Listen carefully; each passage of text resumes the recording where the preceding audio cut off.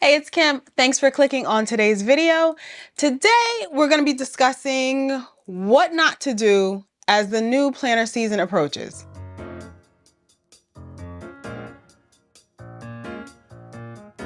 We're all thinking about what we are going to be doing for the next planner season, which is 2025, but I think it's important to assess what we're not going to do first before we can really finalize what we are going to do. And please don't misunderstand. I know exactly what I'm doing for 2025. I'm just not quite ready to share, a video all about that because I feel like it's too soon. It's too soon. I have to let.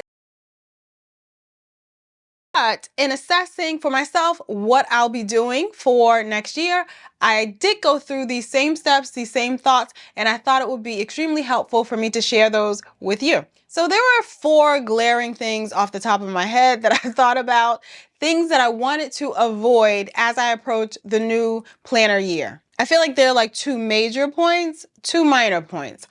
All 4 extremely important. And actually, as we get to talking, maybe more will crop up. We'll see. So the first most important for me, at least, and I think for all of us, if we're in the planner community, is do not switch to a new planner system, layout, spread without trying it first. Just don't do it. Don't commit to a new planner that you've never tried. Don't commit to a new vertical planner when all you've used so far is horizontal. Do not do it. Don't spend your money until you're sure that it's going to work for you, or until you're sure that you will at least do what it takes to make it work for you. And I think the easiest way to go about this is to set up your own layout. Use maybe like a blank notebook, a spiral bound notebook, some scrap paper from the printer. Just draw out a layout and see if you can kind of make it work for you for the week, day, month, whatever. Using whatever planner system you may have set up for 2024, recreate some of those spreads that you've already done, plot it out into that notebook, that like tester spread, to see if you'll even like it. You could even devote an entire notebook to all of these planner testings and planner mock-ups, but please, whatever you do, promise me that you will try this out before you actually spend your money buying a new planner. And even though we have like pre-orders and a lot of the 2025 planners have been released currently at the moment, it's still very important to devote some time into testing out the new layout to make sure you're gonna like it. Because honestly, nothing is more annoying than having a planner and by March, you're like, I hate this thing. I don't want to use it anymore. That's not to say that by March, you'll still be like, I want to try this new thing over here. But at least going into it, know that it's something that you're going to like and you're going to use. All right, the second thing that kind of plays on this first thing is don't be scared to redate. If there are planners that you have from 2023, 2024, who knows how far back, it's definitely possible to just redate them. So many companies do offer sticker kits where you can put in all of your own dates for 2025. You may use correction tape to cover up some things. Maybe not. Maybe you won't even need to use correction tape. But in order to use up those notebooks and those old planners that we've had just lying around, maybe some that we've abandoned, definitely explore the idea of redating. As long as the structure is there, like the general structure for the monthly layouts or for the weekly layouts, it can be fairly simple to just go in and change the numbers on all of the dates. It really doesn't take a ton of effort. Sometimes you might even find maybe you want to just like make it a Netflix night, throw something on the TV, binge Emily in Paris, I don't know, and just sit down and redate everything from January to December. Some people like to do it on a monthly basis.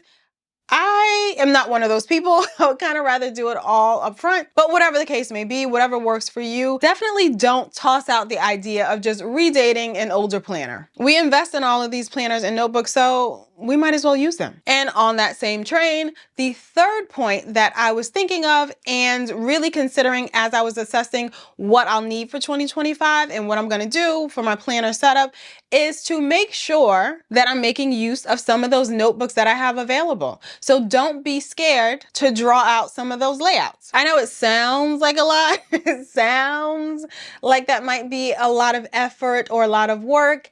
And depending on how much time you want to commit, to this thing, it could be a lot, but at the same time, it's probably not as bad as you're thinking.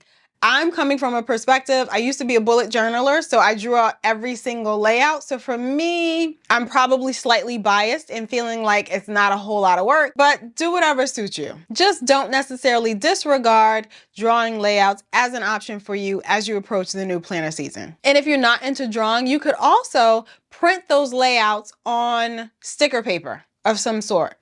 So follow me.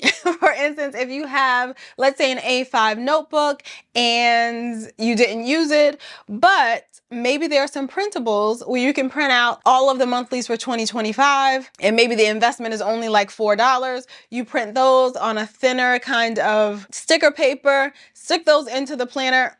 There you go. You have your monthly layouts. You didn't need to draw them out. All you need to do is stick down a sticker. You can do the same thing for the weekly layouts, quarterlies, yearly. The choices really are endless considering the amount of printables available from online shops and like Etsy and those other sources. So in drawing your own layouts, you can certainly print them out onto paper and stick them in to make it a lot easier for yourself. And again, you might find joy in setting up all of your months as they come, or you may want to make it a Netflix night and set up the entire year inside of a blank notebook at the start of the year. Just make sure you consider it as an option because it could really work for you. And the fourth thing to avoid as this planner season hits, I feel like I've said this a million times, maybe I'm beating a dead horse, I don't know, but just don't do things because everyone else is doing it.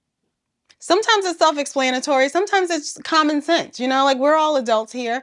But it's possible to fall into that trap where you're seeing everybody else do it and it looks really pretty how they set it up. They put in their stickers, they did all of this, but then in practicality, when you're actually using it, it doesn't work for you. So don't let that be your driving motivator. I've talked about it in a previous video all about planner fails, how we sometimes do take inspiration from other people, but that inspiration tends to equal copying exactly what they're doing. We kind of lose sight of the fact that we're using them to inspire us. So if there's something we like about how they do use their stickers, that doesn't mean we need the exact same planner that they're using. That doesn't mean we need to use the exact same weekly layout that they're using if it's not gonna work for us. So I feel like in this overall list of don'ts, this one is the most important. It allows you to kind of check yourself and hone in on those things that truly work for you, those things that will truly benefit you and reflect your overall planner personality. All right, so those are my top 4 things to avoid